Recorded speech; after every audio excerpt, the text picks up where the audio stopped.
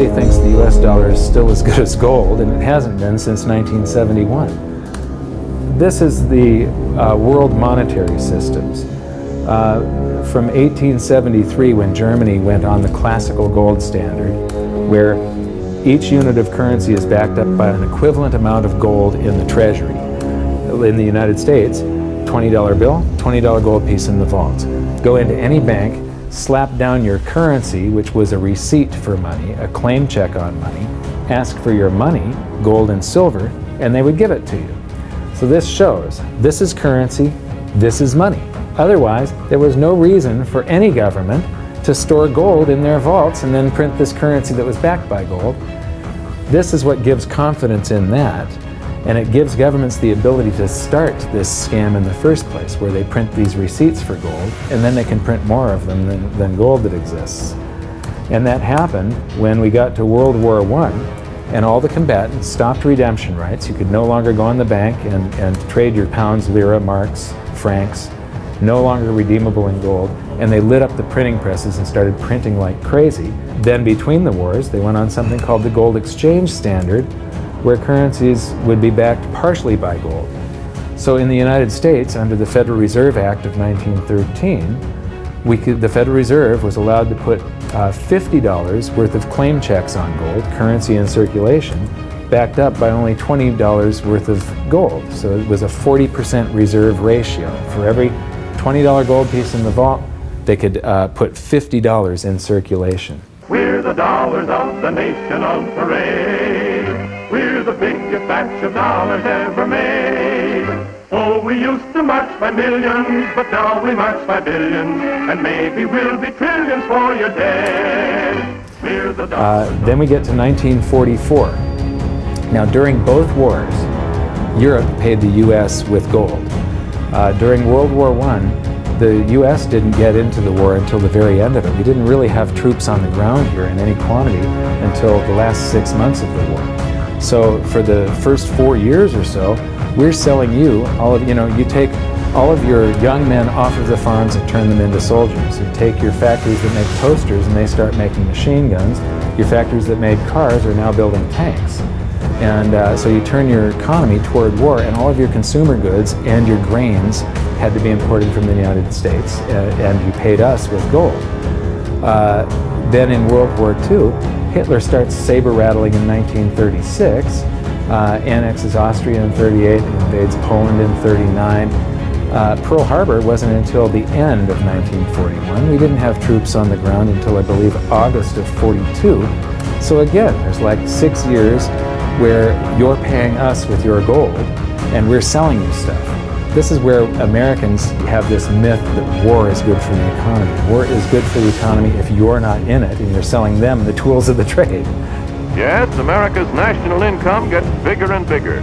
In 1943, it was $142 billion. That was double the 1939 figure, triple the figure for 1933. But by the end of World War II, the U.S. had 2/3 of all the world's monetary gold, the central bank gold, and the rest of the world had to share the other third, and Europe had none. So the world monetary system was no longer going to work. It would collapse. But we had made all these loans of dollars to Europe, so Europe was flooded with dollars.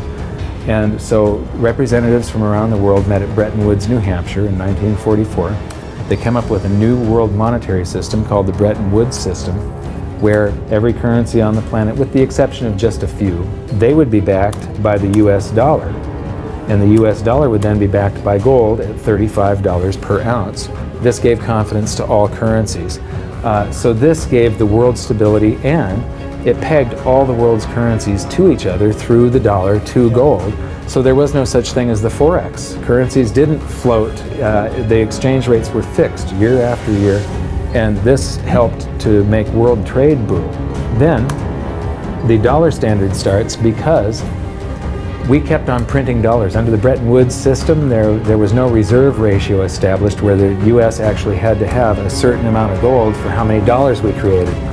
So we had done a bunch of deficit spending for Korea, for Vietnam, for Johnson's Great Society, and expanded the currency supply, the amount of paper dollars in circulation, and exported them all over the world. And then in the 60s, Charles de Gaulle, president of France, realizes that we don't have the gold to back up the dollars. Le fait que beaucoup d'États acceptent par principe des dollars au même titre que de l'or entraîne les Américains à s'endetter et à s'endetter gratuitement vis-à-vis de l'étranger, car ce qu'ils lui doivent, ils le lui payent avec des dollars qu'il ne tient qu'à eux d'émettre. Nous estimons nécessaire que les échanges internationaux soient établis comme c'était le cas avant les grands malheurs du monde, sur une base monétaire indiscutable et qui ne porte la marque d'aucun pays en particulier. Quelle base? En vérité, on ne voit pas qu'il puisse y avoir réellement de critères, d'étalons autres que l'or. And he starts asking, France asks for their gold, trades in the dollars, and at that point other countries saw this and start jumping on board, and the US lost 50% of its gold from 1959 to 1971, but we still had in 71 about 12 times more dollars that we had created than there was gold. And this run on the bank, basically, the US now being the bank, this is a giant worldwide bank run, because the US for the second time had committed a fraud and created more receipts for gold than there was gold. It's that simple. Then finally the markets sort of sensed this, and Nixon was forced to take us off the gold standard, because if he had paid out gold until it got to zero, once we couldn't pay on some of those dollars, the entire worldwide monetary system would have collapsed. I have directed Secretary Connally to suspend temporarily the convertibility of the dollar into gold or other reserve assets, except in amounts and conditions determined to be in the interest of monetary stability and in the best interest of the United States. In full cooperation with the International Monetary Fund and those who trade with us, we will press for the necessary reforms to set up an urgently needed new international monetary system.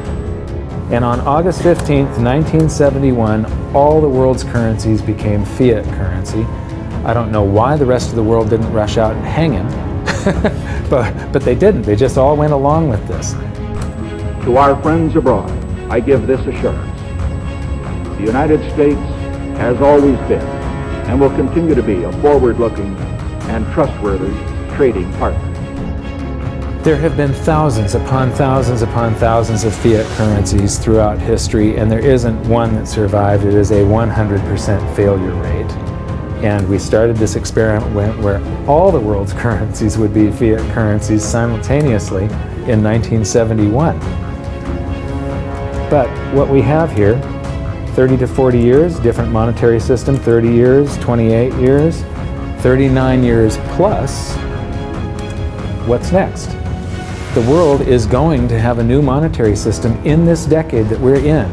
We're going to experience this huge deflationary crash around the world.